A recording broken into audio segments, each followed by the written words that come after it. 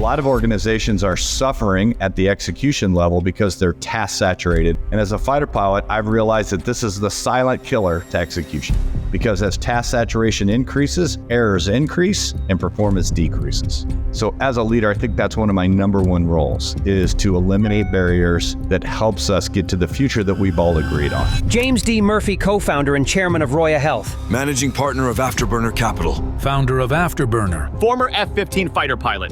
Execution gaps prevent you from growing and moving to the next level. And when we talk about scaling and growth, most publicly traded enterprises are happy with a 3 to 5% growth rate. But most of your entrepreneurs that are listening today realize that they're looking for 30, 40, 50, 70, 100+% growth around each iteration or dollar invested. So how do you get that? 1, 2, 3, 4. Welcome to the High Performance CEO Show, your exclusive insight into the strategies and success habits of the world's top CEOs. I'm your host, Sebastian Schieke, entrepreneur, mentor, and business angel.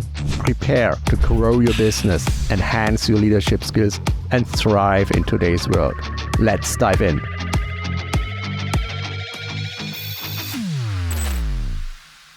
Today, I have a very special guest, Jim Murphy, also called Murph. He's an amazing person. He's a former fighter pilot, an agile leadership guru, military veteran, and a renowned author. He is an author of a couple of interesting books. And today we want to talk about leadership, and we want to talk about the connection between military and fighting a plane and leading a team and growing team members to become leaders. So Murph, welcome to the show. Yeah, it's great to be here, Sebastian. Thanks for joining. I mean, you're dialing in from beautiful Miami, and we just talked about you are a very interested hunter, you love fishing, but of course you have a very interesting career. And I also mentioned it's the first time I have a pilot on the show. Yeah? So maybe we can talk a little bit about your history and your different careers experience in the last couple of decades. Sure. I mean, I think maybe first, like many of your guests, I'm an entrepreneur. I'm a founder, I'm a CEO. I focus on the operational aspects of scaling my own businesses now in private equity. Mm-hmm. But I got there through the lens of a fighter pilot. And I grew up on a farm in central Kentucky, was an athlete, wanted to be a professional athlete, and that didn't work out in baseball, and went to work for about a year and a half in a sales job, in a sales role, and then met a fighter pilot who really inspired me. It was a job at the time that appealed to me. It was something that was very physically demanding, challenging. I was very patriotic in nature growing up in the southern part of the United States. So this really pulled and compelled me to the point where, I had to get way outside my comfort zone. I hadn't prepared myself through university and college to become a fighter pilot. And most fighter pilots want to be fighter pilots since they're very early on in their age. So they're ready to go. So it's a very competitive environment. So for me, I had to get up to speed in a real short amount of time and compete. In about 16 months after I joined the Air Force, I was selected to go fly the F-15, arguably one of the most sophisticated fighters on the planet at the time. It's a single seat, twin engine, twin afterburning military fighter that to this day is, still, an icon in military aviation. So I was very lucky to fly that jet, and I learned a lot along the way. And, one of the things that I understood and realized is they took a person like myself, who I felt like was pretty normal Joe, and pulled me off a farm in Kentucky, and in a short amount of time, not only helped me create a high performance me, but I was around a team and enterprise that, you talk about scalability and executing in complex environments. It was amazing. And we were under the umbrella of probably one of the most inefficient enterprises on the planet, and that's the US government. So I found it amazing that within the US government, there were these pockets of excellence. And I understood that what underlied that excellence was a simple framework that was repeatable and could be turned into a business model. So for the last 25 plus years, I've been flying around the world, speaking, consulting, an author around this proprietary framework that we call flawless execution. And it's an agile framework that helps individuals, teams, and enterprises scale in tough conditions, complex conditions. I'm going to talk about a little bit about the your experience as a pilot. I can imagine it's physically very challenging, but I guess also mentally. I mean, what is the most challenging situation you've been in as a pilot? Like your listeners, the most challenging situations I've always been in are business ones. But, as a fighter pilot, every day was a challenge. I mean, I flew a jet. It was a single seat jet. There were 350 switches and dials and things that you had to monitor in the cockpit. The airplane would fly 2 times the speed of sound, around 1,500 miles an hour. And, it was also physically demanding, like you said. I mean, you're pulling up to 9 Gs or 9 times your body weight every single day in dogfights. And I weigh about 200 pounds. Sorry to use the U.S. conversion here. But, at 9 Gs, I weigh 1,800 pounds. So it's hard to breathe. It's hard to communicate, even sometimes hard to stay conscious. So executing and monitoring the systems of the F-15, but then putting together the game plan and flying in a very dynamic environment under those physical challenges, and we did that every single day. And, quite honestly, while we were doing it, we took it for granted. It just seemed like a normal day at the office. But looking back on it, I realized that there was very intentful training technology that enabled me to focus on the right things, even though everything around me was very complex and rapidly changing. And how has it influenced your approach to leadership and management development? Those are very complex subjects in a lot of ways. So we try to make it very simple because, simplicity beats complexity every time. So let's take leadership aside for a minute and say that, a leader's ultimate role is to what? Help the organization create the future that it wants and hold the leader and the team accountable to the actions to get there in its simplest form. So that means that the team needs to have a basic framework to get work done, a common language, if you will. And what I see in businesses all the time, and I work with large enterprises, publicly traded enterprises at the C-suite down to about the EVP level, where people own and operate P&Ls. What I see businesses throw more complexity at the complexity that faces their clients. And they believe that by having a lot of different systems or different frameworks and approaches, depending on the silo, depending on the cycle of the business, the better off they're doing. So what I think leaders need to do is, really ensure that we have more standardized, simple approaches and frameworks to get complex work done. So as a leader, I think that's one of my number one roles, is to eliminate barriers that helps us get to the future that we've all agreed on. Yeah. The other thing is inspiration. And when I say inspiration, I don't mean false motivation. I mean, what are you doing as a leader to inspire the actions and activities that we all agreed to? And oh, by the way, that also comes in the form of holding people accountable, including yourself, in a very respectful way. So great leaders are holding you accountable and you don't even know it. So as a leader, ensuring that we are accountable to the progress of the future that we all agree to is also another very important role. I think what you said, simple system, is very important. And I think it's sort of a race, because the world is getting more complex by the day. Yeah. So actually our job as leaders and executives should be making our corporates and our businesses simpler every day, to sort of counter work on this crazy time we live in, on this crazy complexity and with political and economic challenges. I think I personally think this is one of the most important challenges and jobs they face nowadays. I agree. And, not only does simplicity beat complexity, but if you want to accelerate growth, goes right back to simplicity as well. So you have this concept of flawless execution, and you help corporates bridge execution gaps, you say. So can you give us some examples of situations where you applied this concept? Sure. Well, first of all, let's just talk about execution gaps, because execution gaps prevent you from growing and moving to the next level. And when we talk about scaling and growth, most publicly traded enterprises are happy with a 3 to 5% growth rate. But most of your entrepreneurs that are listening today realize that they're looking for 30, 40, 50, 70, 100+% growth around each iteration or dollar invested. Yeah. But they also So smaller. how do you get that? So it starts first with a nameless, rankless debrief, or a retrospective, if you will. So if you're not truthful with each other, you have artificial harmony versus truth in your organization, you're never going to get to the real root cause that's causing the execution gaps.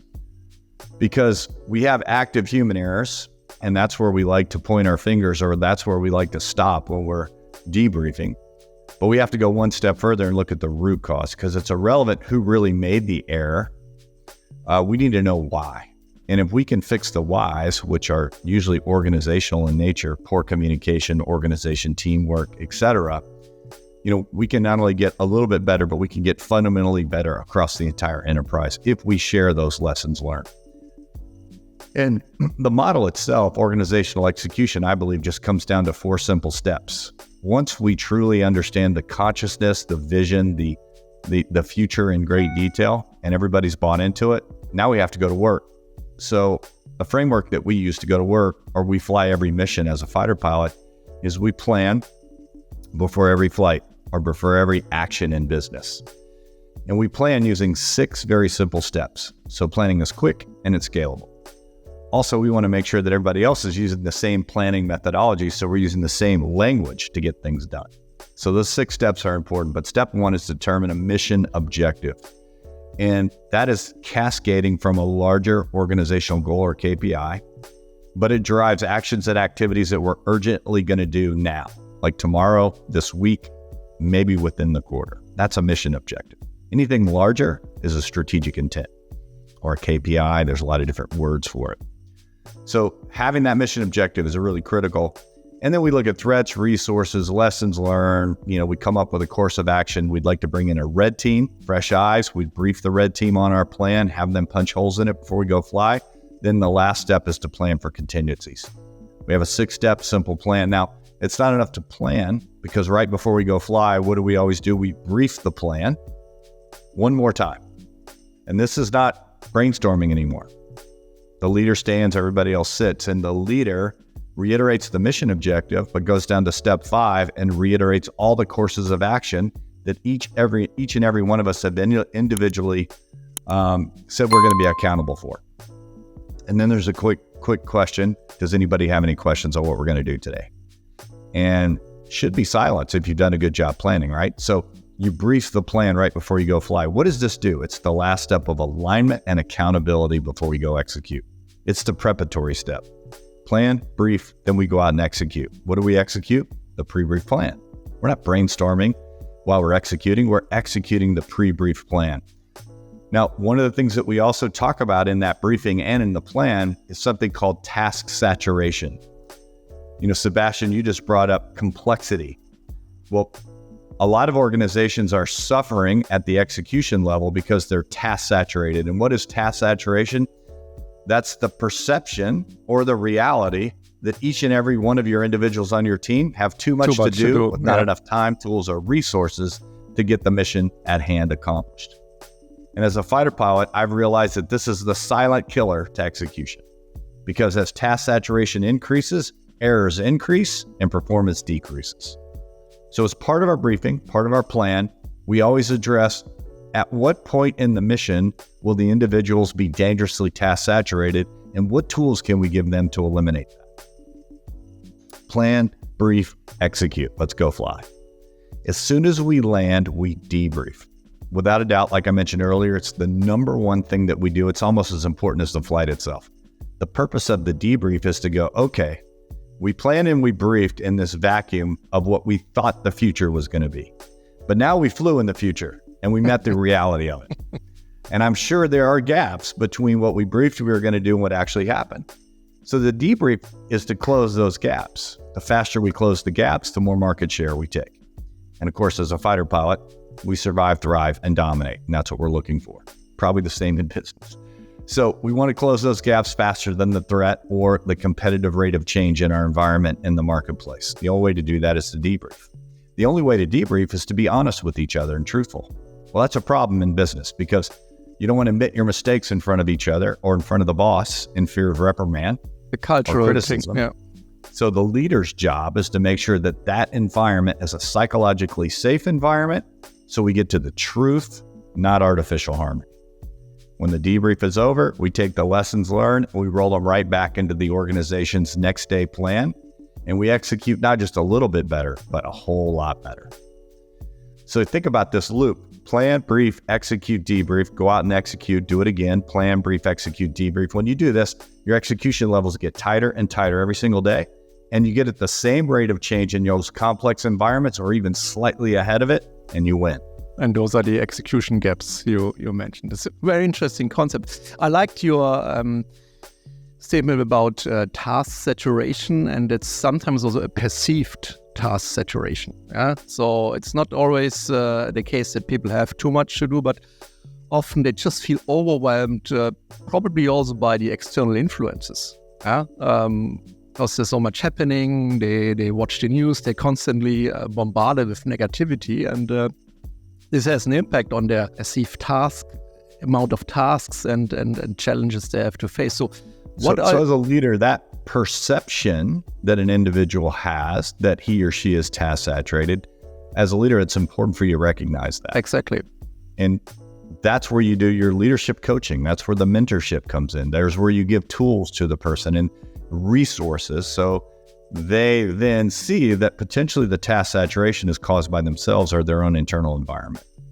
So that's an important role in the phase of execution as a leader. Yeah. What do you think the biggest challenges that leaders face nowadays? I think exactly what we've been talking about is not truly understanding what their real role as a leader is. I mean, most people become leaders because they were operationally efficient and they get promoted and promoted and promoted. You did a good job now, you manage the team. Right? And they stay focused on the same thing, EBITDA, closing a gap, a skill, a process. And they never truly get global in their view of what a leader is really supposed to do.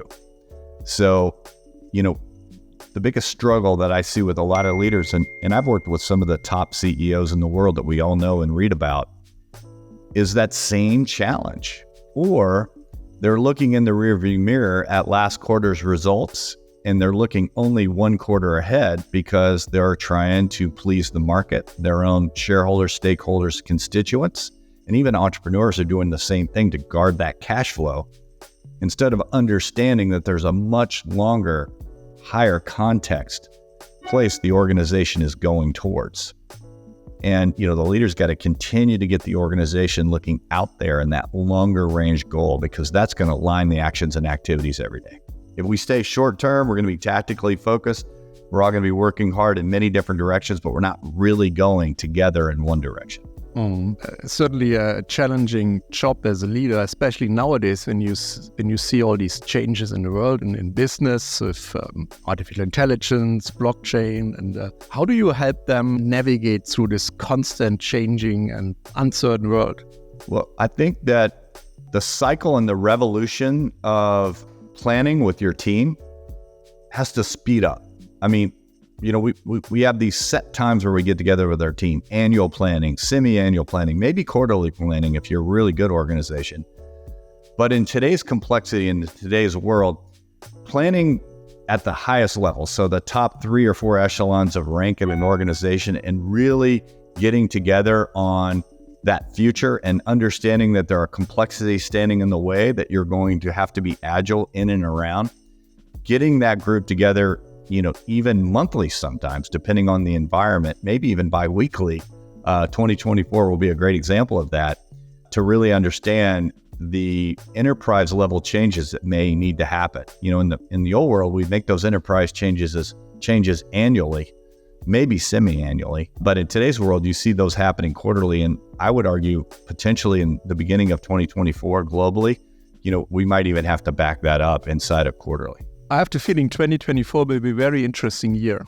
I somewhere read that in 60-70% of the nations worldwide, there are elections. So there will be a big change in politics, new leaders, and this in combination with the big challenges we have in terms of conflicts, wars in the world, would be a hell of a time for many corporates. How do you see this as a military person? I mean, what would you tell them? How should they operate in this constant world of uncertainty? Well, that's exactly what I'm alluding to. I mean, I'm in the United States, so 2024 means a presidential election for us, which is like no other election I've ever seen in my life. And then you talked about the global situation, some of the threats that are going on right now. I mean, the world's a very different place today than it was 5 or 6 years ago, or even during COVID. So, the rhythm of planning and going right back to what do we really want to be? You can't predict the future, but you can design the one that you want. And then very quickly, you need to be agile because, getting to where you want as an organization is not going to be a straight line. And in 2024, you might even have to go backwards before you go forwards. So being able to do that as a leader and accept those type of challenges and those iterations, but keeping the team, compelling them and pulling them forward is your number one role. Yeah, and keeping your vision, and motivating your people and really and giving them a place where they belong to. I think this is one of the most important jobs as well. Yeah, really giving them kind of it's not a home, but it's a place they feel safe and where they know that they are part of a bigger mission. And I think too is, really understanding that, diversity and, on your team is really important. I mean, the younger employees right now, adapting to a new app or the latest, greatest AI tool is already in their DNA. They're experimenting socially with that. I mean, it's just not even a thought for them. And for somebody like a baby boomer, that's a giant leap, right? So your leaders tend to be like Gen X or maybe even a baby boomer. It's really important that if you're a leader, you need to really have a diverse team when you bring them together to plan. So all the resources are available to you that are going to really shape the way we do business tomorrow, not today. And, we could spend all day talking about AI and the different tools that we may need to embrace, but I think it's that diversity of thought on your team so that you really truly understand the resources that need to come to bear is what's going to help you win long term. I agree. How is this topic diversity handled in large corporates in the US? Do they have programs in place where they really focus on a diverse workforce, or is it? I think it's all over the map. I've seen everything from where have these folks been for the last 10 years? They've got their head in the sand to way too far on the other direction. So I've kind of seen it everywhere. It's a hot topic. You work with people like Google and VMware and some of the folks in the Silicon Valley, and then you work in the oil and gas patch or even in retail, and you see, quite a difference in the way that people handle that. So I think, that the corporate mission is driven by the CEO and the details of the future. HR, inclusion, diversity is part of that journey. It's part of your guiding precepts. It's critical to your culture, your ethos, but it's not what drives the overall mission. So you determine that, you and your team together collectively. So sometimes I think some organizations, that drives maybe even, the focus above the fiscal responsibilities of corporation to its shareholders sometimes. And sometimes I see it kind of getting in the way on one extreme. And then on the other extreme, where it's not incorporated, you've got archaic thought processes. You got companies that are going to become irrelevant because they are diverse. They're not inclusive in their thought. They're not using tools. They have the right workforce, and they're just lost. So I think there's definitely a balance there. Can you share a little bit about Afterburner and Advanced Care Partners? I mean, those are two companies you are involved in. Yeah, sure. Afterburner, I started that company back in 1996. It was how we created flawless execution, which is our methodology. It's not about perfection. It's about having an agile approach, everything we just talked about. We've had hundreds of fighter pilots, Navy SEALs, special operators work for us at Afterburner, turned consultants, speakers, and trainers. So we do multiple day workshops. We do debrief workshops. We do keynote speeches. We do team building. And then we also do semi-annual, annual strategic planning like we've been talking about as well. So I've been doing that for 27 plus years. We have a great new CEO for that business. And I started Advanced Care Partners. It was called Advanced Care Pediatrics back in 2010, right after the economic meltdown. And as a leader of my family, as an entrepreneur, the consulting business was, really getting slammed back in 2008, 9, 10, 11, and 12. So I've realized that I had been exposed to great companies. Why not start another company in our own portfolio within our family? So we did that. We picked healthcare for a very specific reason. I looked what private equity was doing at the time, and we specifically went into home care, grew that business rapidly, sold it to a private equity firm in 2019, sold most of it. We still own about a third. And then decided to launch Afterburner Capital, which is a private equity firm. And in the early years at Afterburner Capital, we are independent sponsors in smaller businesses, seed rounds, contributing an A. And then just recently now we've decided with Afterburner Capital that we're going to go a little bit bigger, play bigger. We're looking at launching a fund and we're looking at some other things in aerospace and defense. We just launched another healthcare business, behavioral health, called Roya Health. We just launched that business. We started in Phoenix, Arizona. Excited to get into behavioral health as well. So now Afterburner Capital is using what we learned at Afterburner and using the framework of flawless execution and even some of our veteran consultants as leaders in our new portfolio companies. And we're going to apply everything we've learned from our customers, clients, and using the flawless execution methodology to scale our own portfolio for the benefit of our investors. I think healthcare is a very interesting industry right now. There's so much happening, so much development also on the longevity side. It's amazing what will come in the next couple of years, in terms of changes and new ways of treatment and also prevention. What's your cells? There's just so many things that you said are coming down the pike. We're focused on behavioral health because we think that part of the system is relatively new, so to speak, in healthcare, meaning that every type of treatment doesn't have a skew that has been scrutinized for 100 years, i.e. margins have been degraded. We think behavioral health is kind of a new area where a lot of new discoveries are happening. There's more opportunity, I think, for margin expansion there. I think that states and in the federal government as well is, kind of playing catch up in those areas. And I think, at least in the US, we've got a population that is realizing that mental health is something that is important to all of us in the workplace, within our families and our communities. So we think it's a good place to be. Definitely a very important place to be. I listened to a podcast the other day where, I don't know who it was, but he was very well known in the industry. He said that in a couple of years, every family will have someone with a mental health problem, which is scary. So this is something we really have to tackle and invest and develop methods and also inform the people and educate the people that this is something serious. Yep, absolutely, without a doubt. Murph, it's been an amazing conversation. Is there anything else you'd like to share with the audience before you wrap up? Well, you can get a hold of me at LinkedIn under James D. Murphy on LinkedIn. I'd love to connect with your listeners. We push out a lot of content there, kind of a lot of stuff that you and I were just talking about. Our website's afterburner.capital as well over on the private equity side. Always looking for investors. And we also have afterburner.com if you're interested in flawless execution or any of those type of things. And I also have a personal website. I know this is a lot, but under jamesdmurphy.com.